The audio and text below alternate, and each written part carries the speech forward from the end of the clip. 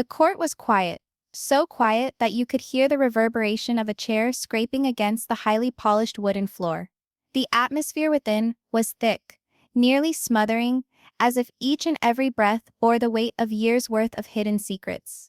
The overhead fluorescent lights hummed softly, casting eerie shadows on the faces of the people present. Reporters filled the back rows with pens poised, cameras clicking as the judge entered. All eyes were on the drama about to begin. Then, piercing through the silence like a knife, came the judge's voice, keen, crisp, and irrevocable. Order in the court. We will now hear the case of betrayal versus loyalty. The words stood suspended in the air, weightier than the clang of a gavel. This was not a theft case, not a money case, not a property case. This was further, more crushing. It was about trust, love, family, and their destruction. Seated at the center of it all was Meri Brown, the woman who had once proudly held the title of first wife to Kody Brown. She sat still in her chair, hands shaking ever so slightly as they gripped a piece of folded paper, notes she may never hear herself read. Her gaze was fixed on the man in front of her. The man who had promised her forever. The man who had based an empire on unity, faith, and family promises. The man who now stood as her biggest foe. Kody Brown. Meri's face betrayed both strength and fragility. Her lips pressed tightly together, but her eyes shimmered with the weight of years gone wrong. To the outside world she had once been seen as part of a peculiar story, a polygamous family that defied the norms of society. But inside this courtroom, there was no family anymore. No unity, no dream. There was only betrayal. The world believed that their marriage was peculiar, even unconventional. They believed the Browns were above criticism, a living testament to faith and plural love. But what no one anticipated, what even Meri herself never dreamed, was that her romance would not find a whisper or a secretive farewell, but within the cold, unforgiving walls of a courtroom. The shuffling of papers broke the silence. Attorneys smoothed their ties, shared hushed looks, and tabulated thick binders full of evidence, photographs, texts, bank statements. Evidence that what appeared to be a sacred marriage had in actuality been fraying strand by strand. This was not a divorce. No, this was much more. This was a war for respect, a war for truth, a war over the remnants of an empire that had been proclaimed to the world as immovable. Meri remained motionless, but within there was a pounding of her heart. Remembrances flashed before her mind like specters unwilling to remain buried. She recalled the early times, the manner in which Kody used to look at her with fire in his eyes, the manner in which they used to plan to have children, the manner in which she had felt their marriage destined. She recalled when she was the first wife, the pillar of a family dream that was going to expand and expand. She recalled praying on the nights that jealousy and suspicion entered her mind. She recalled each of the whispered assurances Kody made that love would be balanced, loyalty forever. And now, here they were, opposing one another, no longer held together by scripture or oaths, but by legal argument and rules of court. Kody, sitting upright in his chair, exuded the same swagger that had attracted followers to his cause. His jaw was clenched, his hair pulled back tidily, his eyes granite hard. If Meri was shaking, Kody was the reverse, composed on the outside but seething inwardly. He had a distant smirk, a facade of calm, but his body told him otherwise. The tapping foot, the clenched fist, the sidelong flicker at the cameras at the rear of the room. Because Kody wasn't only battling Meri today, he was battling for his reputation, for his empire, for the Brown family legend that he had built over decades. To him, this court was not about truth. It was about survival. As the judge went on to explain the rules of proceedings, the tension between Meri and Kody grew as thick as fog. The audience could sense it, the way you sense the dense air preceding a storm. Some within the gallery shifted uncomfortably, hushed about the case they had all read in tabloids and on online gossip websites. Is it true that he left her for Robin? Didn't she try to salvage the marriage once? How can a man have so many wives and yet end up disappointing them all? Each whisper, each sidelong look, only contributed to the drama of the moment. Meri stood up straight, lifting her chin a fraction of an inch. She would not allow him to see her shatter. She had shattered in secret already, wailing in dark rooms, doubting herself, wondering why love had become indifference. But not today. Not here. Today she stood for herself. The clerk's voice broke the silence again, announcing the case name and parties involved. The formality of it all made the reality undeniable. This wasn't just a family dispute, it was a legal showdown, a spectacle, a public unraveling. The phrase echoed again in Mary's mind. Betrayal versus loyalty. What a heartless recap of her existence. She had been faithful, achingly faithful, faithful even when the world taunted her for remaining, faithful even when Kody's focus changed, when his commitments became hollow, faithful until there was nothing to cling to. And betrayal. Betrayal had been Kody's dark cloud, creeping behind him everywhere he went.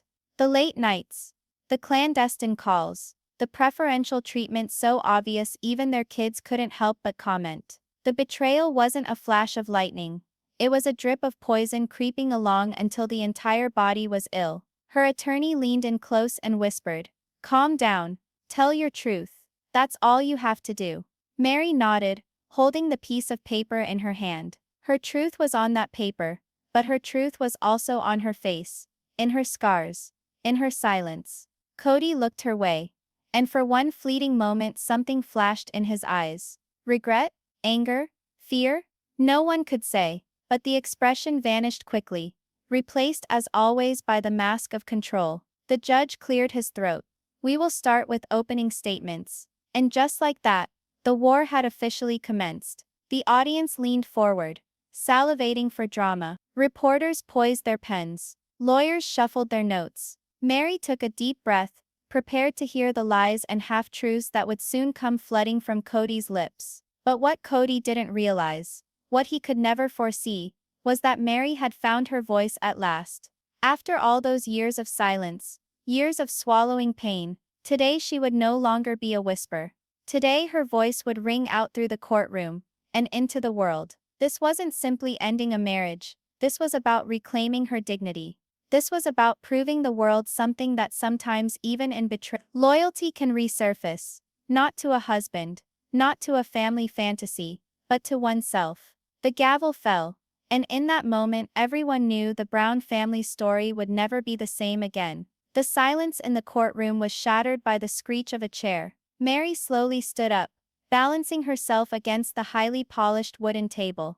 Each step to the witness stand was more labored than the previous one, as if weights unseen were anchored to her ankles. She had walked down bride and groom aisles. She had walked through decades of family tribulations. But this little walk, 20 feet across the courtroom, was the most difficult of her life. When she arrived at the stand, she put her shaking hand on the Bible, took the oath, and sat. The sheet of paper she had clutched previously was now resting on her lap, her thumb tracing the edge as if attempting to gain strength from it. Her attorney came forward with a quiet nod, reminding her silently, "Tell your truth. The world needs to hear it." Meri breathed in, her breast expanding beneath the burden of years. Her voice, though gentle initially, filled the space. For years she started, her voice calmer with every sentence. "I believed in his dream." She glared straight at Kody. "I believed in the family vision, unity, love with no boundaries. I was the first to say yes, the first to stay with you when nobody else comprehended. I gave up my own joy for your so-called family vision." Gasps wafted through the courtroom. The phrase "sacrificed my happiness" clung to the atmosphere like smoke. Meri's voice broke, but she continued. "I had children in a home that didn't belong to me. I smiled for cameras when my heart was shattering. I gave you everything, Kody. But while I was giving you loyalty, you were giving your love to someone else." The room had turned. Each eye followed Robin Brown, who sat at the defense table mere feet from Kody. Robin's shoulders had stiffened. Her head hung slightly as though expecting the floor to open up and swallow her. Her long hair curled around her face, but nothing could conceal the truth in her lowered eyes. The quiet was so thick it became oppressive. Then, as if he could not hold back, Kody scooted forward, shattering the quiet with a sneer. "Meri," he snapped, his tone cutting, "you are rewriting history. Don't pretend like you were the perfect wife. You were never really committed to me. You quit long before I quit on you." The words sliced like a blade, cruel and dismissive. He leaned back, his lips curling into a smug smirk, as though he believed he had won the point. But the reaction wasn't what he expected. The gallery erupted in whispers, gasps and shocked murmurs. Even the bailiff shifted uneasily, glancing at the judge. How could a husband, no, an ex-husband to be, speak so coldly, so unapologetically? Mary's lawyer rose swiftly. Your Honor, please tell the defendant to stop harassing the witness. The judge brought down the gavel once. Mr. Brown, hold your tongue until your turn to speak. Kody huffed, but complied. Mary's hands trembled, but she didn't falter. She leaned forward slightly, her voice firm now, louder, sharper. You want to discuss commitment, Kody? Let's discuss it. I was there for you when you had nothing but a dream. I stood with you when people made fun of us, called us odd, called us wrong. I stood up for you when even our own children doubted your decisions. Commitment? She shook her head, her eyes blazing. Don't tell me about commitment, because when it counted the most, you chose her. The words hung in the air, directed like an arrow at Robin. Robin winced. She didn't answer. She didn't defend herself. She just sat there, her knuckles white, where she gripped the arm of her chair. The audience sensed the tension, rich and thick, and impossible to ignore. This wasn't testimony. This was truth overflowing after all those years of silence. Mary's lawyer guided her gently. Mrs. Brown, could you explain what you mean when you say he chose her? Mary closed her eyes for a moment, gathering herself. It wasn't some moment, she told him softly. It was thousands of little moments. The late-night phone calls he believed I didn't know he made. The dinners I wasn't included in. The way his gaze trailed after her and never returned to me. The forgotten anniversaries. The truncated conversation. Gradually, I came to understand that though I was still his wife on paper, in his heart, I had been erased. There was a hush once more. Even the scratch of pens on paper had ceased.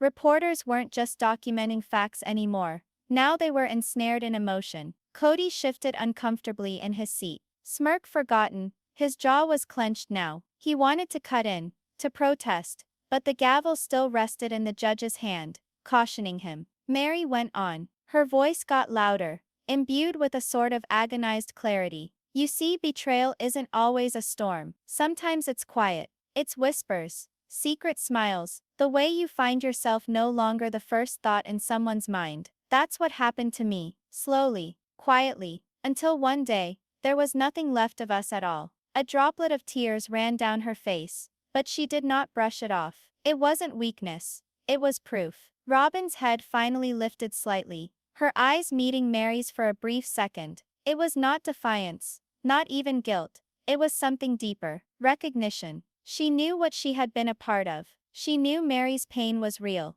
And yet she said nothing. Silence can be louder than words. And her silence screamed across the courtroom. Mary's lawyer looked at the judge. No further questions, Your Honor. But just as she was about to step down, Kody's attorney stood up for cross-examination. His voice was calm, but deliberate. Mrs. Brown, isn't it true that you previously admitted to being emotionally remote from Mr. Brown? That you even got involved in what has been described as a catfishing incident? The question cut the air like a sword. Gasps shuddered through the gallery once more. Mary stood still, her eyes wide open. Recollection of that agonizing episode, the isolation, the despair to be heard by someone, brushed against her mind. She swallowed. Yes, she admitted softly. Yes, I did wrong. I was vulnerable. I was lonely. I was craving connection. My husband was not willing to provide. Her tone turned cutting. But don't take my suffering and turn it into excuses for his betrayal. My error was the result of neglect. His betrayal was a decision. The jury leaned forward.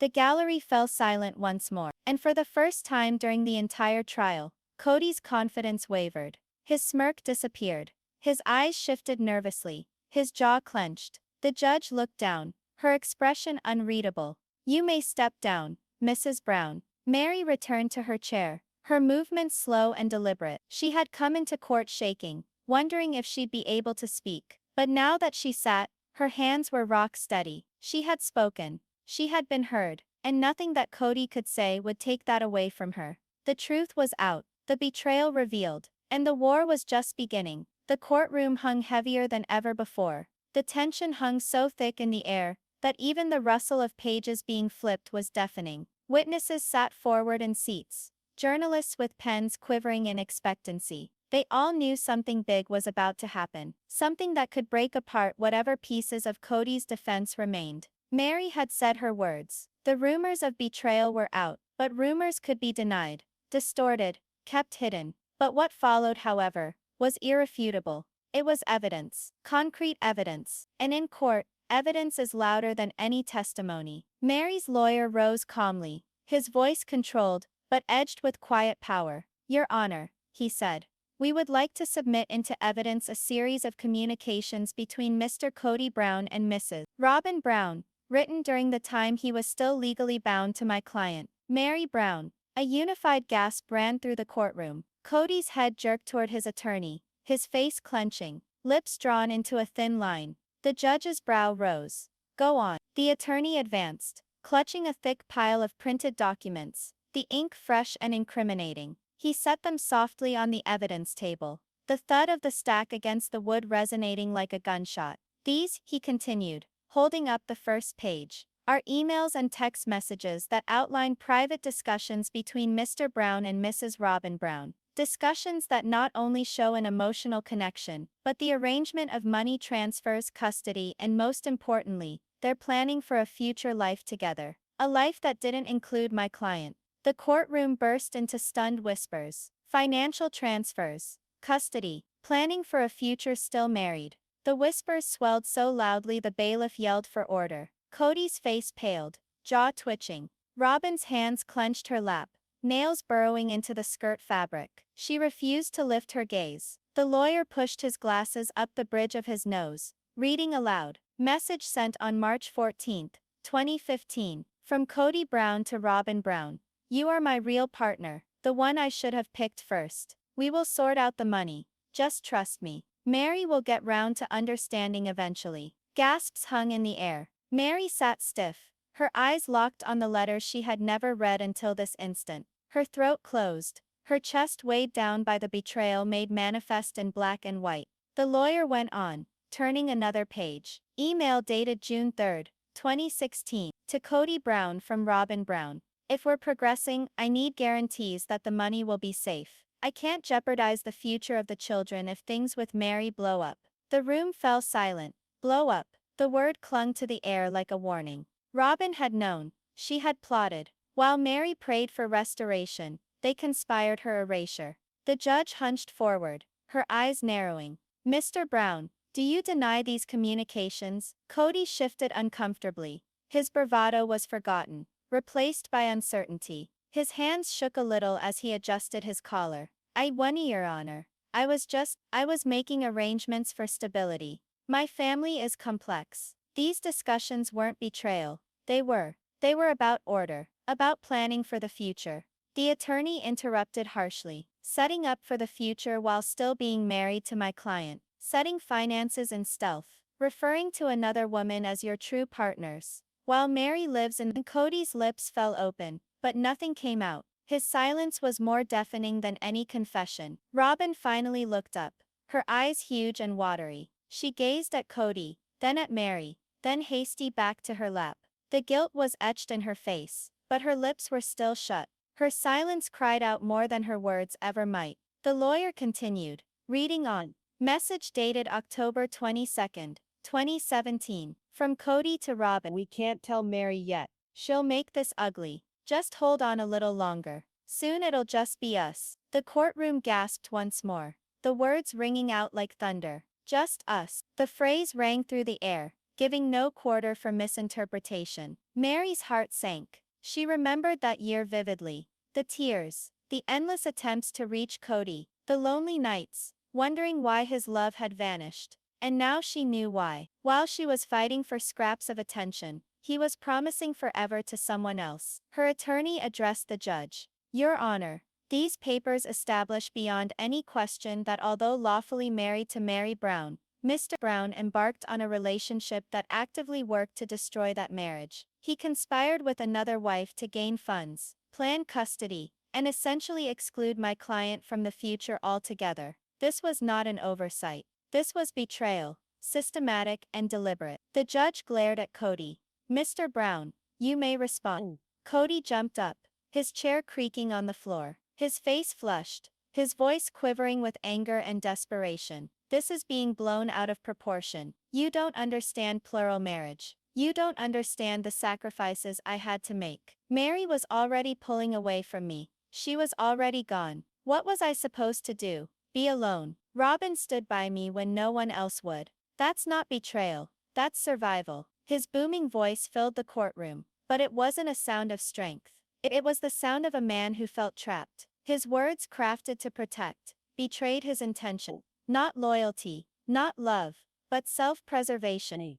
The judge's gavel came down. "Order. You will control yourself, Mr. Brown." But the harm had been done. His tantrum hung in the air, laying bare his real state of mind. Meri's lawyer spoke softly but firmly. "Survival, Your Honor. Betrayal disguised as survival is still betrayal, and the evidence shows it clearly." Kody slumped back into his chair, his chest heaving, his smirk long gone. The confidence that once radiated from him was cracking, piece by piece, under the weight of his own words. Robin remained stock still, tears welling in the corners of her eyes. She extended a hand to grab a tissue, but then jerked it back, not wanting to make a scene. The room was aware that she had been a part of it. Her silence was no longer cover. It was admission. For the first time since the trial started, Meri was able to catch her breath. Not because the pain was over. It never would be. But because the truth was finally revealed. For years she had existed in a mist of half-truths and concealed betrayals. But now the mist had cleared,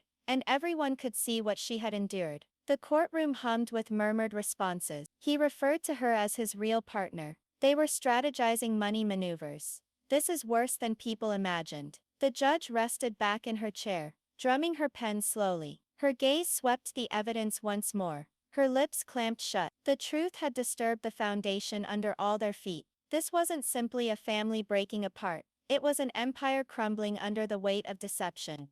And with the gavel falling to recess the day, one thing was certain. The evidence had turned everything around. The courtroom no longer remained peaceful. It was a tempest locked inside four walls. The atmosphere held the heat of rage, the sting of betrayal, and the crackling voltage of truth that would not remain concealed. The evidence had already delivered a killing blow to Kody's defense. But what followed was not paper trails or emails. It was raw emotion. The judge recalled Meri to the stand to make a final statement. Prior to closing arguments, she stood slowly, her movements steady, her countenance pale but resolute. The burden of years weighed upon her shoulders, but something in her bearing was altered. She was no longer the quivering woman who had entered the courtroom hours earlier. She had discovered her fire. Meri clutched the side of the witness stand, her knuckles pale, her voice shaking for a second before it became stronger. "You took away love," she started, her words cutting, tearing through the air like glass.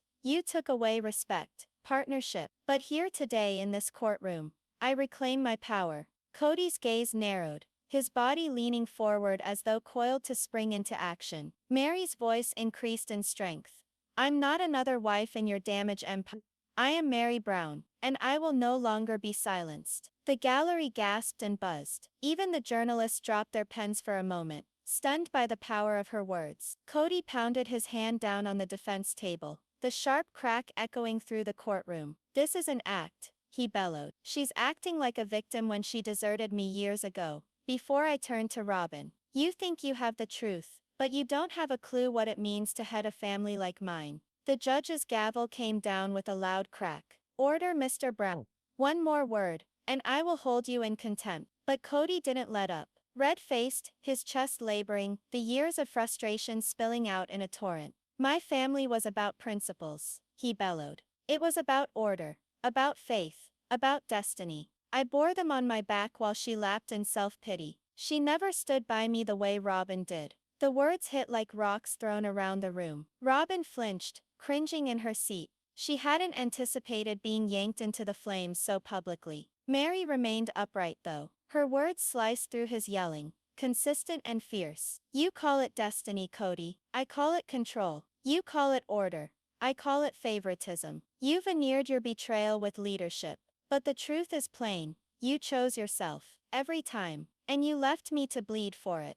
Gasps resounded once more. The onlookers could barely believe the vehemence of her words. They had known her for years to be quiet, subdued, nearly invisible within the family structure. But here she was, unyielding, unapologetic, unbowed. The judge slammed the gavel once more. Enough. Both sides will hold their peace. But the tempest could not be silenced. Robin then spoke, her voice quiet but shaking. I didn't want this to occur. I didn't want her hurt.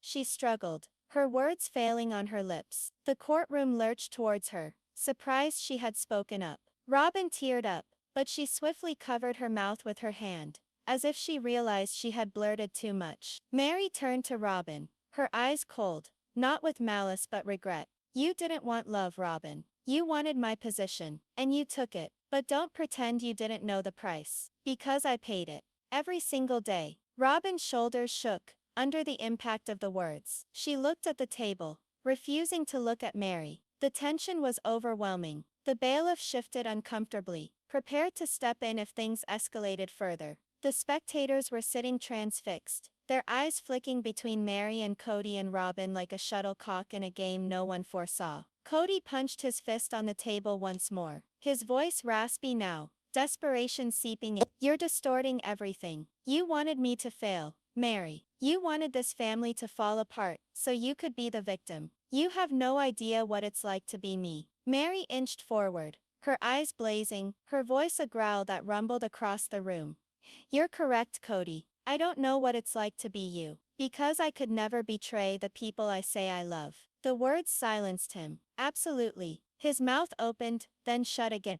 His chest heaved, but no response came. The gallery burst into whispers, unable to keep quiet. Some nodded in agreement with Meri. Others shook their heads in disbelief at Kody's unraveling. The judge bangs the gavel so hard it rings out like thunder. Order. I will have to clear this courtroom if there is one more disturbance. The silence that followed was deafening. Meri stood up straight, her tears shining but unshed. She addressed one final time, her voice firm and ringing. I didn't come in today to end a marriage. I came in to reclaim my As you might have destroyed our family, Kody, but you will not destroy me.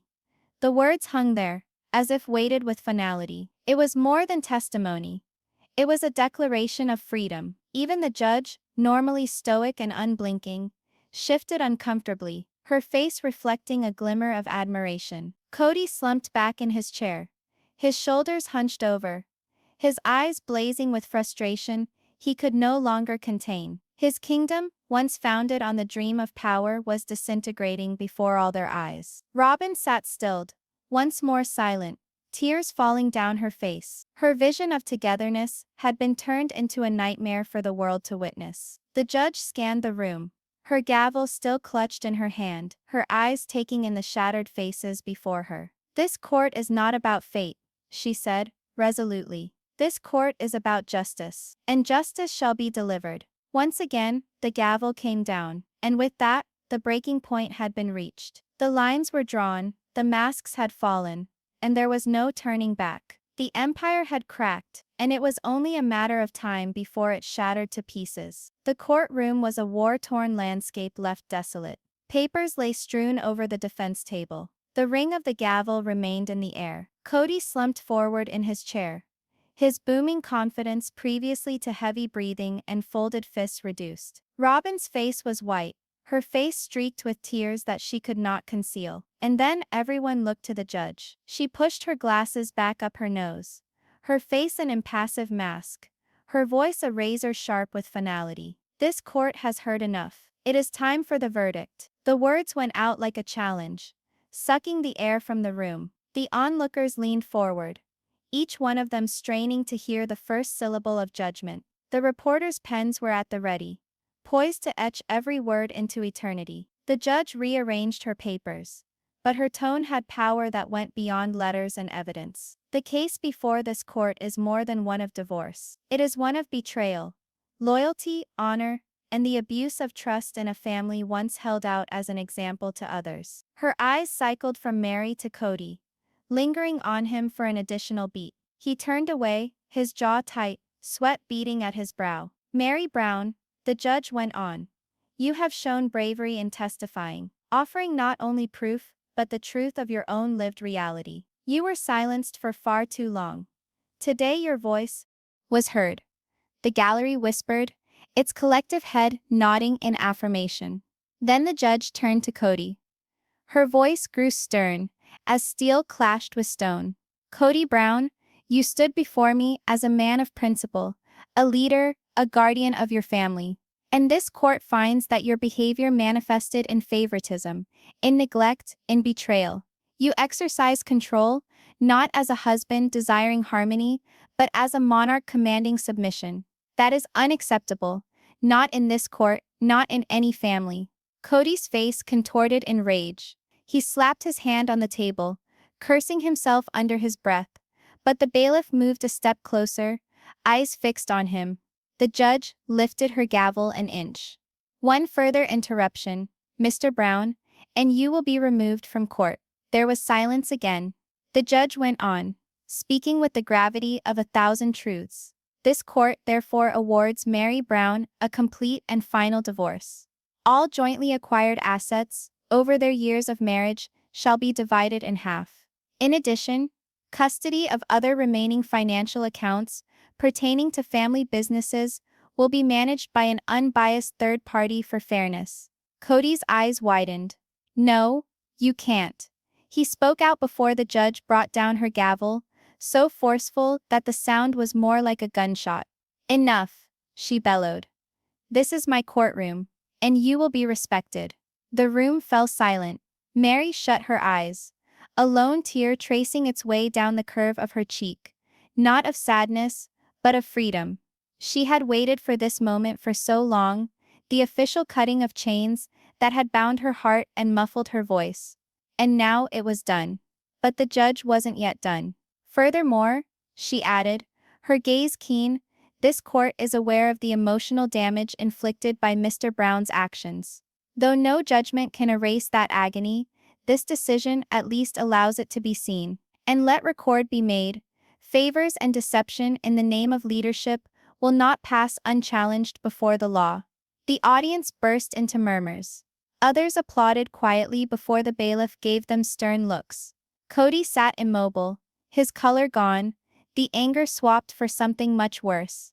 Humiliation. For the first time, the empire he constructed with image and dominance had been torn apart in public. Not in the confines of his house, not behind reality TV editing, but under oath, for the entire world to see. The judge regarded both sides for what was to be their final time. This case is closed. She banged her gavel down. The voice resonated like thunder raging over mountains. Final. Unchangeable. The courtroom erupted into activity. Reporters surged toward the doors to get their articles written. Onlookers murmured angrily, some shocked, others amazed. Robin held her face in hands, shoulders shuddering with soft sobs.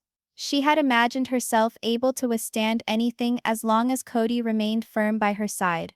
But now, observing him break apart under the burden of his own doings, even she saw the cracks appear in the foundation she had thought impenetrable. Kody, on the other hand, would not stand. He remained seated, his gaze fixed blankly on the table, his fist clenched so tightly that his knuckles were white. For all these years, he had been the focal point of his family, the voice of command, the man who believed his word was law. Now, the law itself had turned on him. Meri stood slowly from her chair, her legs shaking, not with fear, but with the crushing tide of freedom washing over her. She took a deep breath, as if she were breathing for the first time in 40 years. Her lawyer's hand touched her shoulder, saying congratulations softly, but Meri hardly even heard them. Her eyes were on the doors of the courtroom. She was moving toward a new life. As she walked by Kody, she stopped. Between them the air was thick. For an instant, she thought about speaking, about delivering a final goodbye, perhaps a farewell bite. But then she knew that there was nothing left to say. Instead, she whispered just audibly, so that he could hear, "You don't own me anymore." Kody's gaze fluttered, but he did not answer. He couldn't. Meri squared her shoulders, turned and strode towards the doors. With each step, She moved more lightly than the previous one. The chains were behind her. The burden was shed. She was no longer the ghost of a forgotten wife. She was Meri Brown, free, whole, and not afraid. Outside the courthouse, cameras popped furiously. Reporters screaming questions. Meri, how are you feeling? Do you have a message for your fans? What are you going to do next? Meri blocked out the lights. But this time she did not curl in. She smiled. Real, brilliant, unshattered. How do I feel? She said again. Her voice with strength. I feel free. And that's all that matters. The crowd went wild. Cheers blending with queries. The atmosphere electric. Back inside, Kody finally stood. His movements slow. His pride shattered. Robin reached for him. But he pulled his arm away.